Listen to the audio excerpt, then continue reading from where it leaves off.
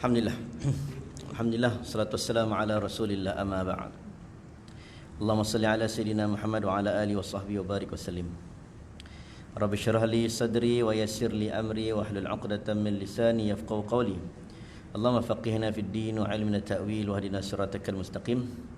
Allahumma arinal haqqa haqqan warzuqna ittiba'ah wa arinal batila batila warzuqna ijtinabah. Yang saya hormati pengerusi surau, Jabatan Kuasa, Tok Imam, Tok Bilal, Tok Syak ada surau ni? Ada juga Syak. Hadirin hadirat muslimin muslimat yang dirahmati Allah sekalian. Alhamdulillah, abang orang JKR semua. Semoga Allah bagi kebaikan untuk kita pada hari ini. Di atas satu sunnah yang kita buat ini, salah satu sunnah yang diamalkan, ada tajribahnya. Tajribah ni bermaksud benda pengalaman, jarabah, benda yang dilakukan berulang kali. Itu yang kita sebut mujarab tu, sebab dah diuji kaji. Jadi pengalaman-pengalaman orang-orang salih, kadang-kadang mereka dapat ilham, kata mereka. Ini bukan hadis. Orang-orang salih ni kadang-kadang dia dapat ilham. Salah satunya adalah apabila mereka buat sunnah intizarus salah qabla waqtus salah, menunggu salat sebelum masuk waktu salat. Jadi diorang banyak ilham dapat. Saya tak sebut hadis, tetapi pengalaman orang-orang soleh banyak menyebut begitu, intizar sebelum dan selepas. Maksudnya menunggu, dia dapat banyak ilham. Jadi ini salah satu sunnah Nabi sallallahu alaihi wasallam. Sambil-sambil itu insya-Allah kita hari ini dalam bulan Ramadan kita isi dengan sedikit pengisian berkaitan dengan Al-Quran insya-Allah.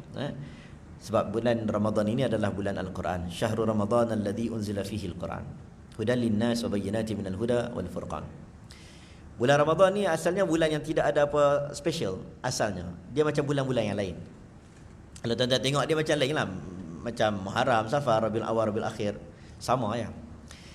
Dan Quran pula bagi tahu inna iddatash syuhur 'indallahi 12 fi kitabillah yauma khalaqas samawati wal arda minha arba'atun hurum.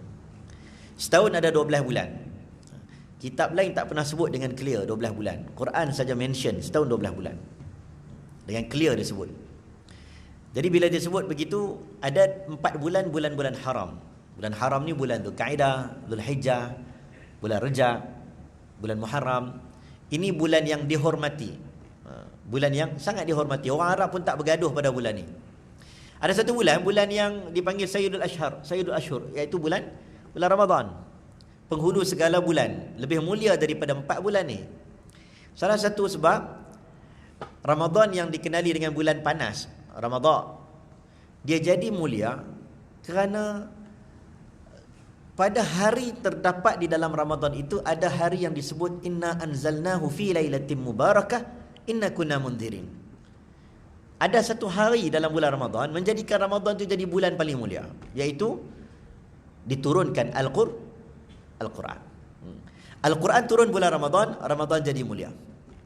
Al-Qadar, Lailatul Qadar sebenarnya, Lailatul Qadar ni malam yang mana kita ketahui penentuan takdir. Sebahagian menyebut malam yang sempit, qadrun.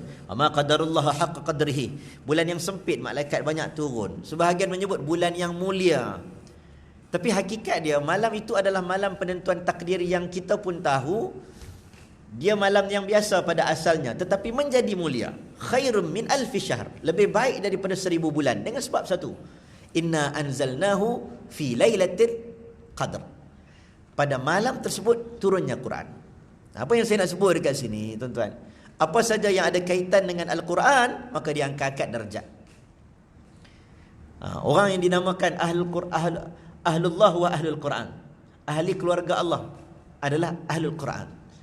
Dia beza. Ahlul Quran ni macam-macam pentafsiran dia. Ada segi orang yang rajin baca, orang yang menghafaz, orang yang memahami, orang yang mentadabbur, orang yang mengamal. Panjang cerita tentang siapa itu Ahlullah, siapa itu Ahlul Quran. Tapi hakikat dia, siapa saja yang ada kaitan dengan Quran, terus naik kedudukan dia. Nabi Muhammad sallallahu alaihi wasallam, nabi-nabi tuan-tuan, dia ada ranking. Tilka rusulun faddalna ba'dahum ala ba' minhum man kallama Allah wa rafa'a ba'dahum darajat. Ada nabi yang kedudukannya begini, Rasul ulul azmi. Ada nabi begini, Sampai ulama bincang antara Nabi Musa dengan Nabi Ibrahim, siapa lagi tinggi darjat? Nak tengok kan ranking. Wa kallamallahu Musa taklima. Nabi Musa boleh berbicara dengan Allah. Nabi Ibrahim pula wattakhadha Ibrahim khalila, dia kekasih aku. Jadi orang bincang. Jadi Nabi Muhammad adalah nabi yang paling tinggi kedudukan di kalangan nabi-nabi. Ada nabi yang dapat kitab, ada nabi tak dapat kitab. Inna auhayna ilaika kama auhayna ila Nuhin wan nabiyyin min ba'di wa auhayna ila Ibrahim wa Ismail wa Ishaq wa Yaqub wal asbab.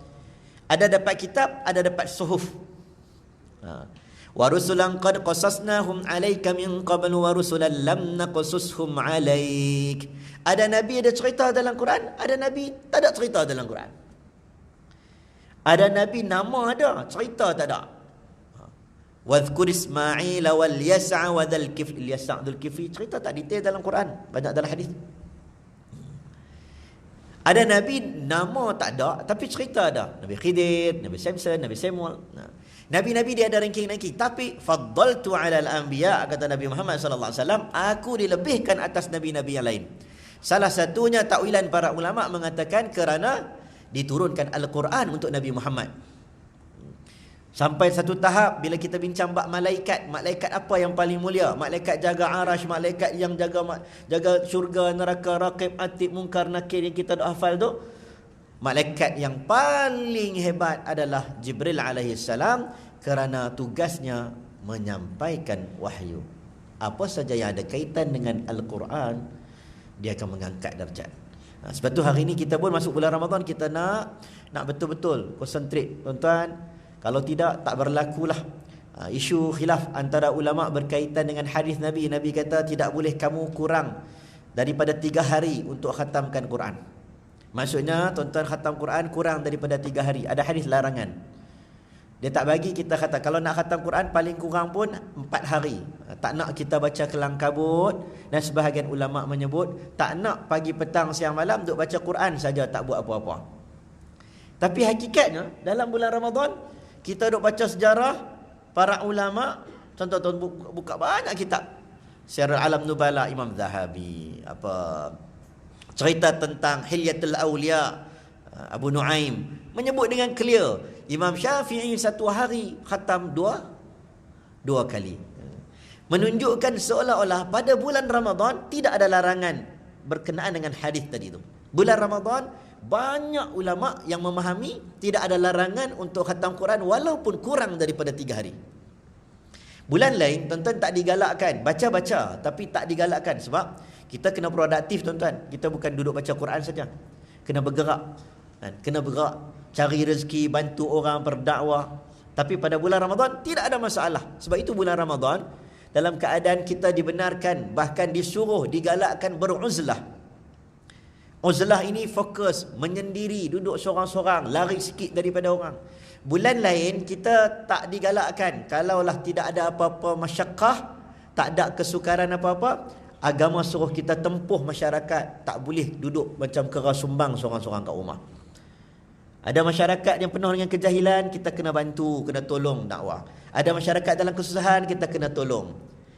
Tapi bulan Ramadan, wa antum akifuna fil masajid, kamu i'tikaf dalam rumah. Bahkan Nabi tak keluar daripada daripada masjid, tak balik ke rumah walaupun rumah Nabi share dinding dengan Masjid Nabawi. Sebab dia ada penceritaan berkenaan dengan fokus pada ibadah khusus untuk diri bulan Ramadan. Bulan Ramadan. Kita tak bacalah hadis tentang perang-perang tu, betul, tak dinafikan perang dan sebagainya, tapi banyak penceritaan fokus Nabi pada pengibadahan bersifat infiradi, bersifat diri sendiri. Sebab ibadah ni dia ada bersifat jama'i, ada infiradi. Infiradi ni untuk kita lah. Jama'i ni sedekah, bersifat jamaah, memberi bantuan kepada orang, jumpa orang, banyak zakat. Wa 'alal ladzina yutiqunahu fidyatun ta'amu miskin, jamu orang miskin makan bulan puasa. Ini dalam bab ibadah jama'i. Baik, paling kurang tuan-tuan kita kena kenal apa itu Quran. Bila kita sebut Quran, kena kenal lah Quran. Tuan-tuan orang JKR, kalau orang tanya satu benda, tuan-tuan boleh explain. Kalau abang kita minat pasukan bola, dia boleh explain. Siapa itu pasukan Liverpool contohnya. Contoh dia boleh cerita A to Z daripada zaman dulu sampai hari ni. Dia minat apa pula? Ini negeri apa? Saya orang Kedah, saya boleh cerita Kedah ni tak payah duk habang, saya boleh cerita A to Z. Daripada Sungai Petani sampai ke Changlun, sampai ke Danok saya boleh cerita. Sebab dia dah ada ilmu pasal benda tu. Sayang apabila Quran kita tak ada ilmu, tak berkenalan dengan dia. Satu kitab 30 juzuk, satu kitab yang ada 60 hizib, satu kitab yang mana turun dekat Mekah dekat 23 tahun kepada Nabi Muhammad sallallahu alaihi wasallam, satu kitab yang turun daripada Lauh Mahfuz pi langit pertama. Dia bukan beransur-ansur, bermaksud Allah bagi wahyu tu beransur-ansur. Allah dah turun sekaligus dah, duduk dekat Baitul Izzah. 23 tahun punya informasi itu dah ada siap-siap dah. Cuma turun dekat Nabi saja 23 tahun. Ada 114 surah, ada 114 bismillah. Surah yang tak ada bismillah, surah tahu? Tahu bah? Tahu bah? Oh, tuan-tuan tak jawab, tuan-tuan puasa lah. Puasa sungguh noh. Tak, saya pun tak tahu. Tuan-tuan senyum ke, kunyah syinggam pun saya pun tak tahu. Semua pakai purdah kan. Ada surah Taubah tak ada bismillah, tapi mana lagi bismillahirrahmanirrahim. Dalam surah An-Naml, innahu min Sulaiman wa innahu bismillahirrahmanirrahim. Ini ilmu-ilmu sedikit tentang Quran. Ayat paling panjang 282 kan, ayat hutang, surah Al-Baqarah. Ayat paling banyak ayat hutang. Ayat kontrak. Ya ayyuhalladzina amanu idza tadayantum bidainin ila ajalin musamman faktubuh. Ada sebab. Hari ni punya panjang perbincangan kita tentang kontrak. Macam-macam pasal kontrak.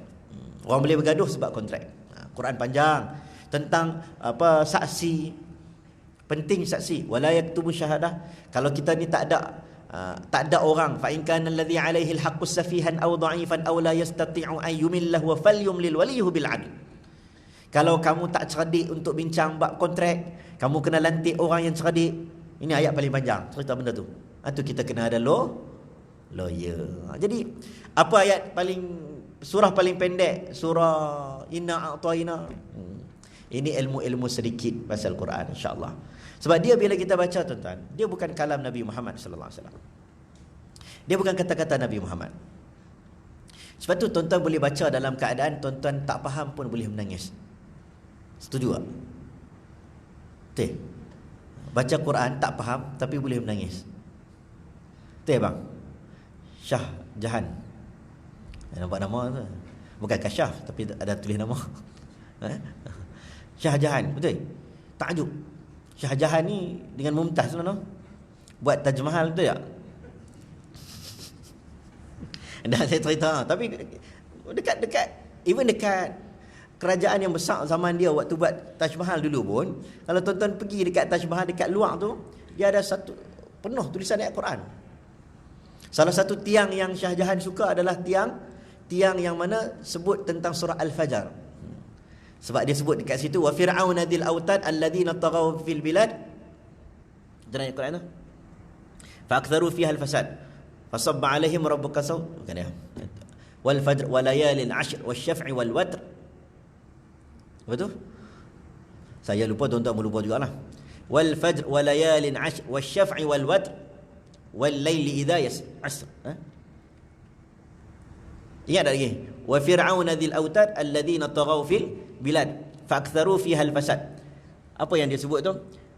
Lam yukhlaq mithluha fil bilad. Nama Shah Jahan terus cerita pasal Shah Jahan.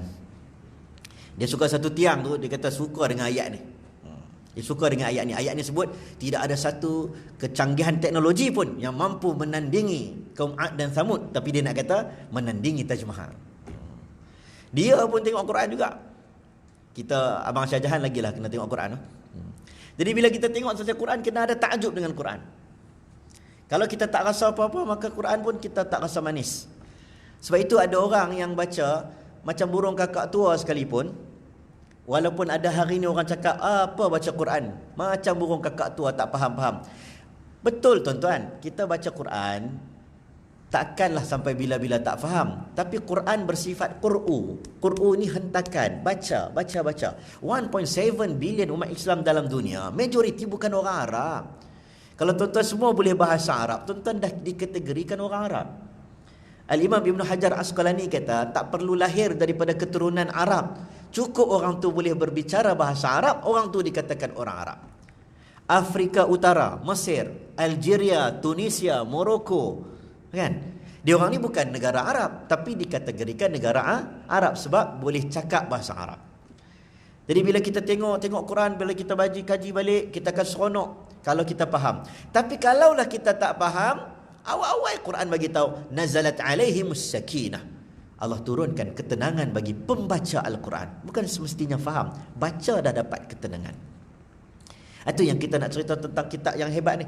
Sebab dia ni satu kitab yang berani lawan dengan orang untuk dia cakap, aku betul, kamu salah. Zakir naik. Memang ada kaedah-kaedah, kadang-kadang orang setuju tak setuju dengan pendekatan dia dekat Malaysia. Tapi hakikatnya orang tak setuju sebab dia cakap dia betul dan orang lain salah. Sebab Quran dia macam tu, tuan-tuan. Dia cakap dia betul, dia kata kamu salah. Aku betul, Quran kata aku betul dan kamu salah. Kalau kamu betul, qul hatu burhanakum in kuntum sadiqin.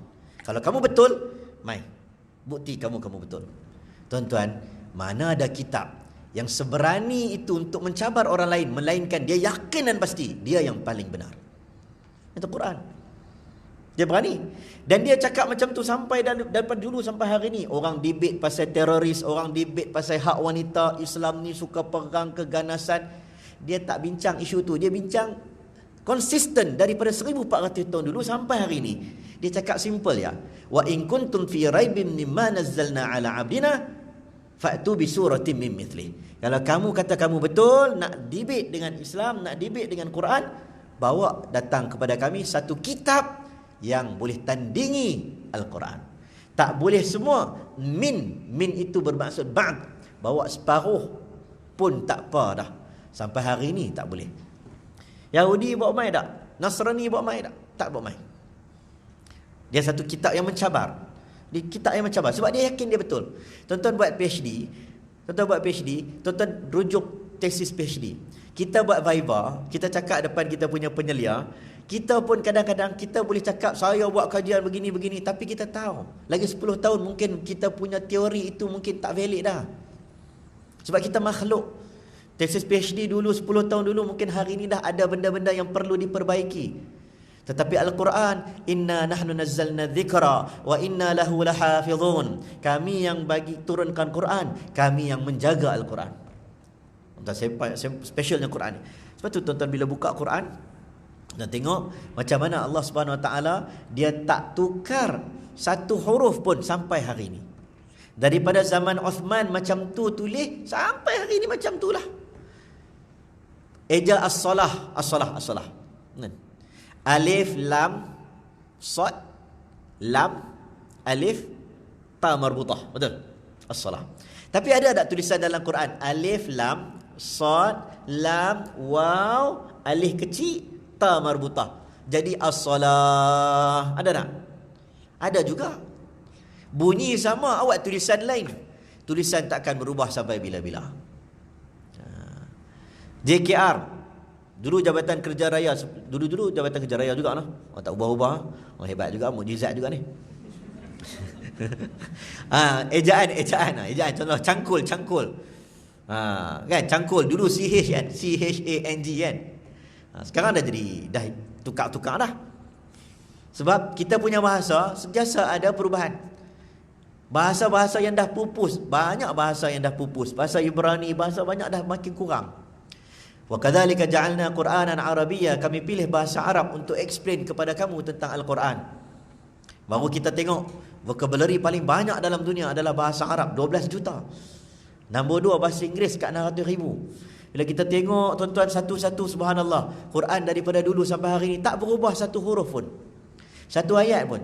Tuan-tuan ada benda yang tuan-tuan belajar, sebab itu Quran itu dibelajar, tuan-tuan belajar dengan cara baca. Tuan-tuan tak belajar cara menulis. Belajar, ada orang belajar yang mengaji ilmu jurusan Al-Quran, dia mengaji ilmu dhabtul Quran, penulisan Quran. Tapi ya orang awam, dia baca tajwid, dia baca ya. Sebab ada benda-benda yang kadang-kadang tuan-tuan pun tak faham. Contoh ayat Quran, khairanil wasiyah, contohlah surah Al-Baqarah, Khairan ada tanwin, khairan al-wasiyah. Macam mana nak baca kalau kita tak mengaji dengan guru? Betul? Khairan al-wasiyah. Dia kena sambung kan? Akhirnya kita kena tambah nun kecil kat bawah. Khairanil wasiyah. Tapi kenapa tak tambah siap-siap? Tak boleh tambah. Sebab itulah yang ditulis pada zaman Uthman bin Affan sampai hari ini. Sampai hari ini. Dan tuan-tuan bila buka Quran, ada 6,236 ayat yang kita pegang. Kita peganglah. Dekat Malaysia banyak pegang tu. Pegang pandangan Kufi. Ada yang kata 6,234. Ada yang kata 6,235. Ada yang kata 6,237. Ada juga 6,666 tu wallahu alam. Yang tu mana? Yang tu tak tahu, dalam kalangan qurra tu tidak ada. Cuma ulama kadang sebut bilangan ayat sebanyak 6,666 untuk memudahkan kita saja. Tapi yang tepat 6,236. Itulah Kufah, pandangan orang-orang Kufi yang kita pegang hari ini. Sebab dia berbeza di mana tempat berhenti. Ada sebahagian orang kata sini berhenti, ada sebahagian kata ini bukan satu ayat, kena sambung terus. Fawailul lil musallin. Kita pegang, lepas tu ada tanda mati, berhenti. Betul? Alladzina hum an salatihim sahun. Ayat yang berikutnya dah jadi 2 ayat. Tapi ada sebahagian baca fawailul lil musallin alladzina hum an salatihim sahun. Sambung terus. Jadi dia jadi satu ayat. Sebab itu ada perbezaan bilangan ayat dalam Quran. Dia bukan ada ayat lain. Tak. Ayat yang sama, beza berhenti kat mana. Siratal ladzina an'amta alaihim. Ada sebahagian kata itu satu ayat. Kita tak. Kita kata apa? Siratal ladzina an'amta alaihim ghairil maghdubi alaihim waladdallin. Satu ayat. Bila Nabi kata wajib kamu baca 7 ayat surah Fatihah, sebab itu kita wajib baca bismillah. Sebab bismillah sebahagian daripada ayat surah Fatihah. Ini ilmu-ilmu pasal Quran yang kita seronok kita nak tengok. Sebab dia ada mukjizat, dia seronok tuan-tuan. Tuan-tuan kalau tengok orang yang baca An-In-Un Ban Bin Bun, dia baca nampak An-In-Un Ban Bin Bun lah.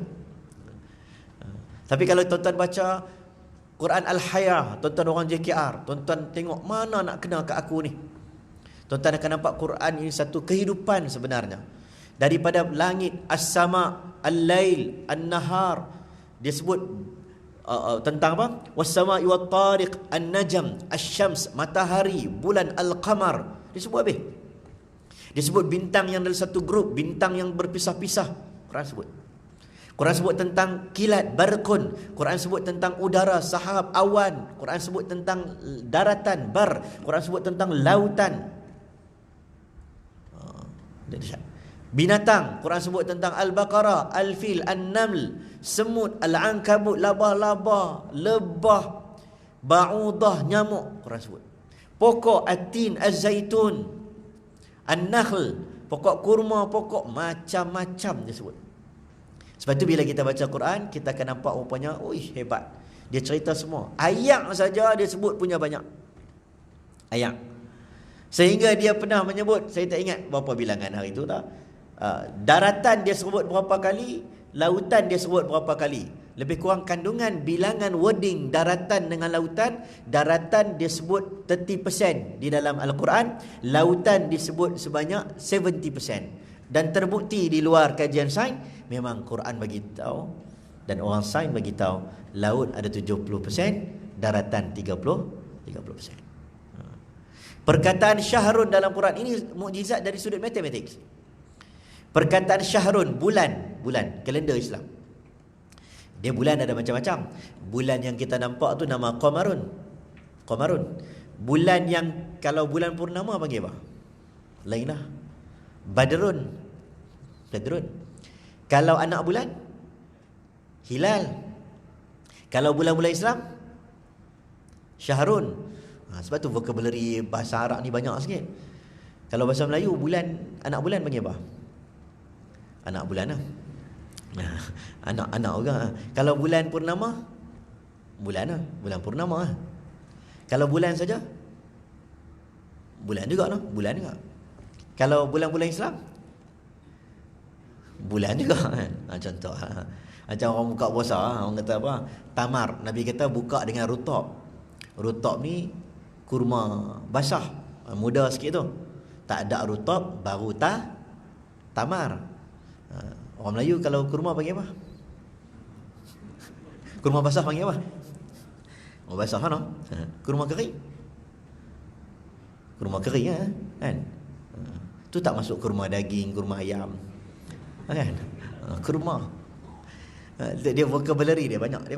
Dia banyak cerita, dia sebut tentang cinta, perasaan cinta, dia beratus. Sebab cinta ni ada macam-macam. Ada orang suka kerana kawan tu ada kedudukan. Ada orang suka sebab suka tengok dia. Ada orang suka kerana nafsu dia. Qad syarafaha hubba. Ada orang suka sebab kasih. Ada orang suka sebab simpati. Quran sebut satu-satu sebab dia nak bagi tahu satu vocabulary yang berbeza dalam bahasa Arab. Nombor dua, memang perasaan itu banyak dalam hati manusia. Jadi tuan-tuan bila baca Quran, tuan-tuan akan rasa takjub sebab dia bukan kalam Nabi. Nabi dapat wahyu ni macam mana? Adakah Nabi duduk preparation kat tepi dataran merdeka macam kita kan? Kita nak dapat idea kan? Tanya orang suara belakang ni. Sini tau. Sini Dia orang karang lagu kan. Dia orang duduk tepi tasik, duduk tepi bukit kan. Nak dapat idea, nak kena dapat ilham, ambil idea. Adakah Nabi dapat wahyu macam tu? Arwah lolok kan. Kalau dia nak tulis lagu ni, dia buang semua pen dia akan pakai pen khas.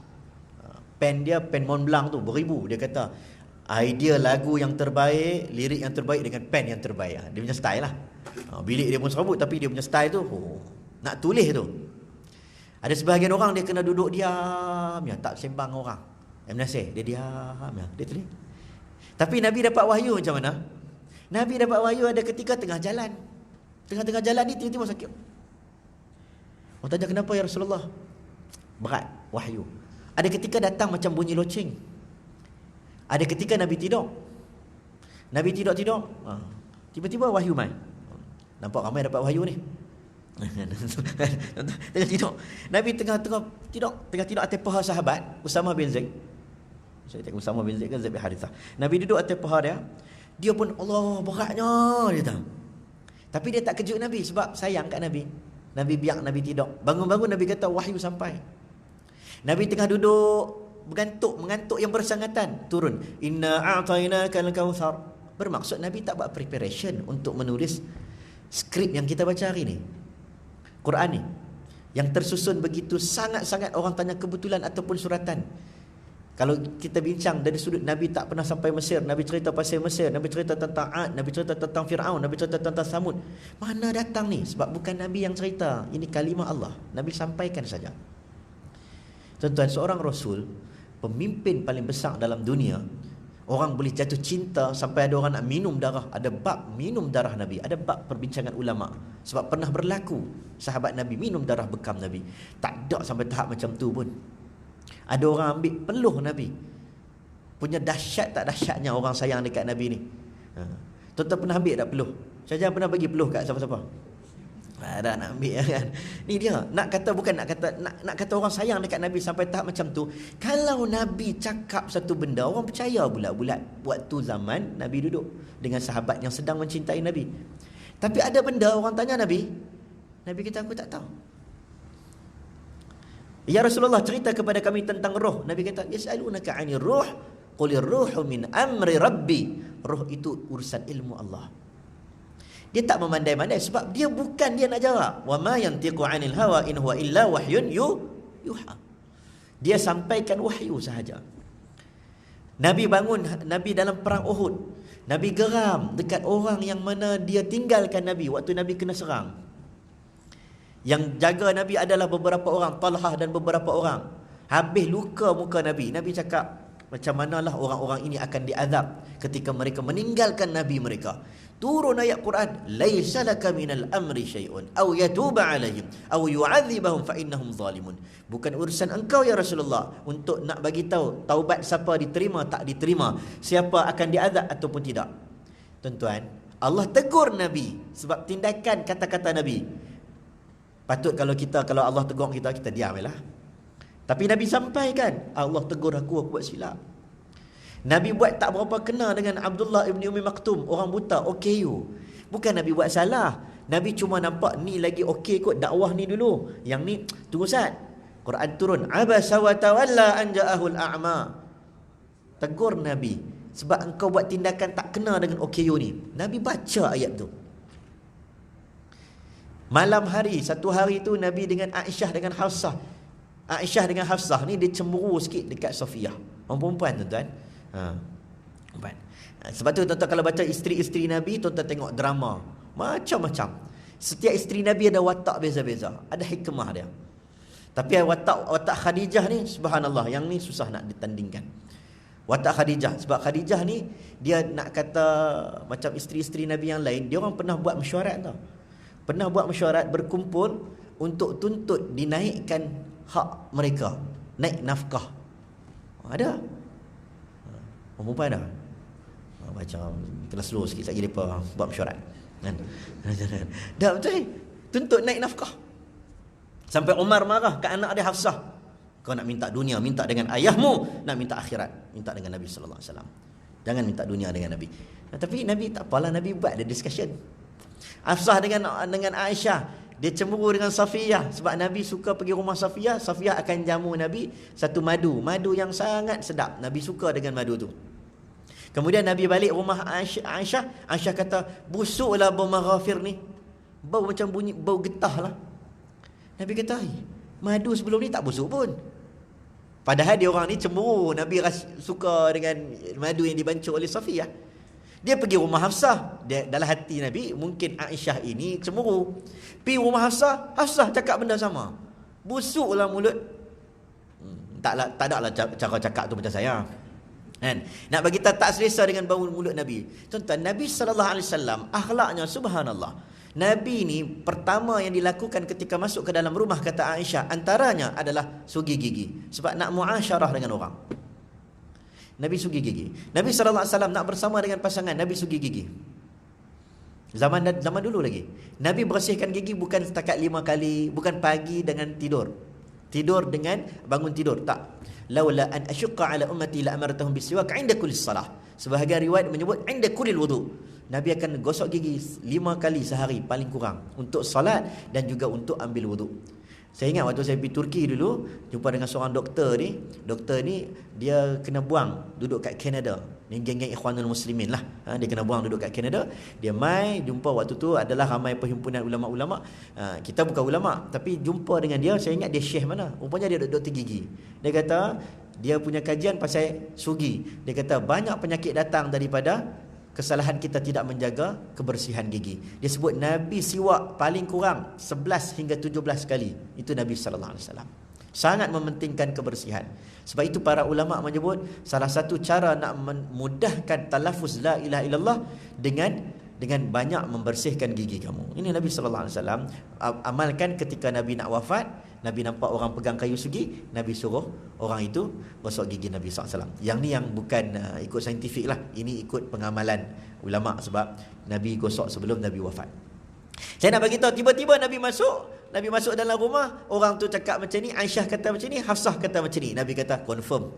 Memang madu yang dibajuh oleh Safiyah itu tak bagus. Lalu Nabi kata apa? Aku haramkan madu untuk aku. Esok pagi turun wahyu. Ya ayuhan nabiyyu qul lima tuharrimu ma ahallallahu laka tabtaghi mardata azwajik. Ya Nabi, kenapa engkau mengharamkan sesuatu yang dihalalkan oleh Allah Subhanahu Wa Taala? Kerana mengikut redha isteri kamu. Tuan-tuan, bangun pagi-pagi, Nabi baca ayat tu depan sahabat. Dia kata, aku ini dengar cakap isteri aku. Kita kalau sembang dengan kawan kita, tuan-tuan, tak pernah kita kata kita takut bini, betul tak? Tak pernah. Tak ada, kita lah yang paling hebat. Oh dahsyat, sembang kemas tak jatuh. Kan? Balik rumah tu dia. Tapi hakikat dia Nabi, dia baca. Sebab dia bukannya menyimpan kalimah Allah. Ya ya Rasul, balligh ma unzila ilaika min rabbika wa illam taf'al fama ballaghta risalata. Kalau engkau tidak menyampaikan, siapa nak menyampaikan? Nabi sampaikan. Sebab itu bila kita tengok Quran ni, dia dengan penyusunan dengan begitu hebat. Orang buat kajian sains.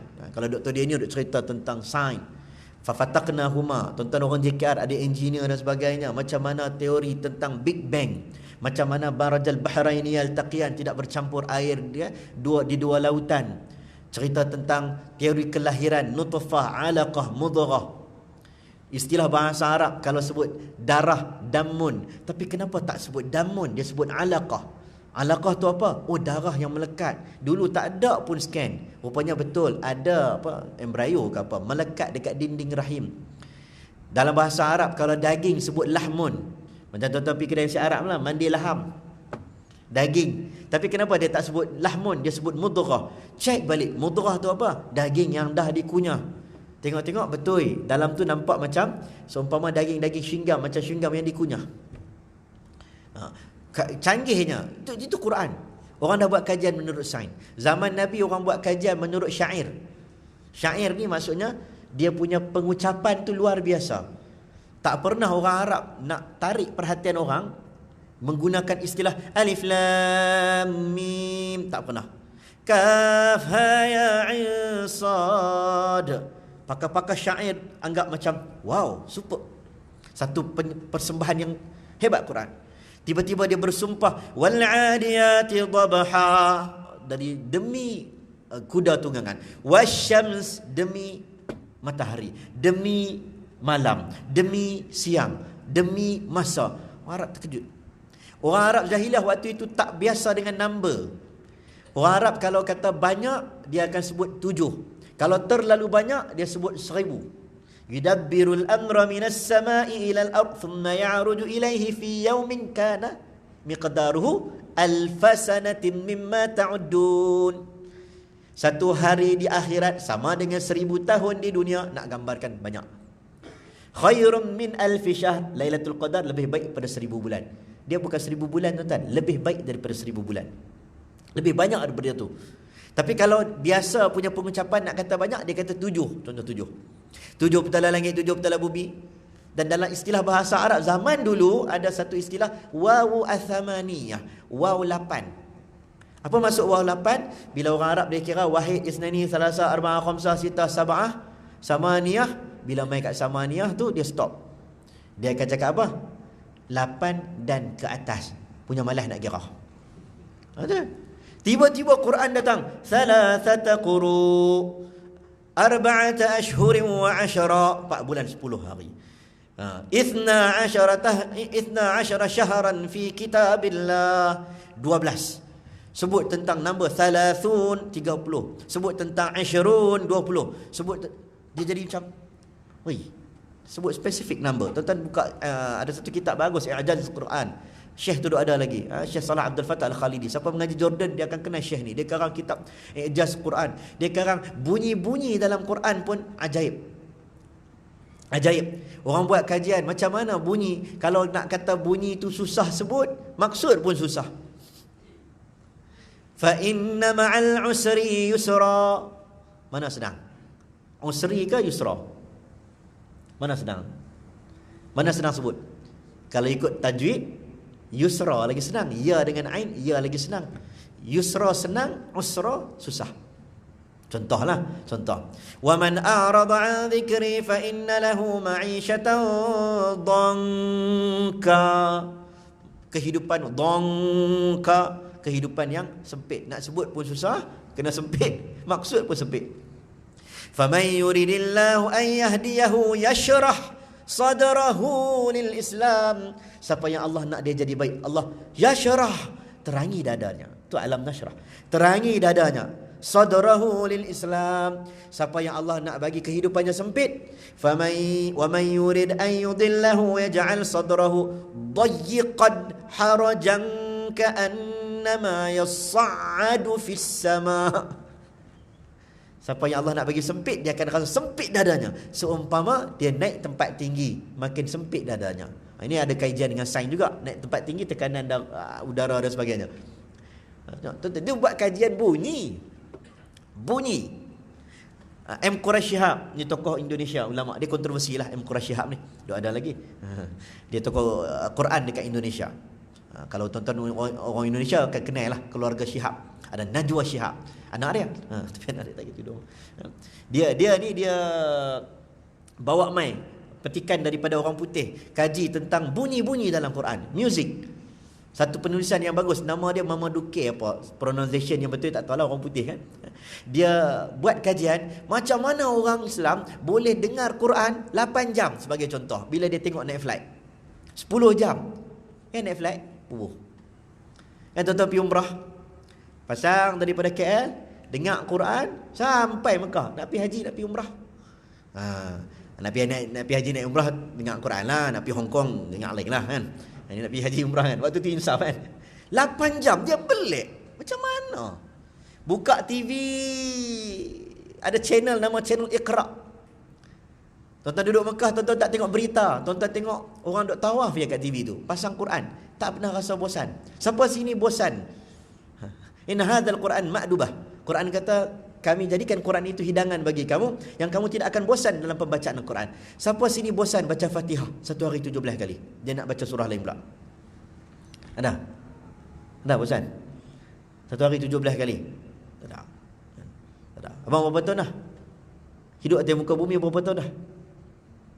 Apa? Tak pasti berapa tahun? Subhanallah. Dia berkonfuse berapa tahun kan? Berapa tahun dah baca Fatihah kita ni? Tapi tak bosan. Betul? Dia bincang macam mana orang tak bosan. Dan 1.7 billion, dulu 1.6, sekarang 1.7 billion umat Islam dalam dunia, majoriti bukan orang Arab. Negara paling ramai orang Islam negara mana? Negara Indonesia. Orang apa? Orang Arab? Orang Jawa. Ada orang Jawa sini? Mana Jawa? Jawa pun tak mengaku Jawa. Mengakulah.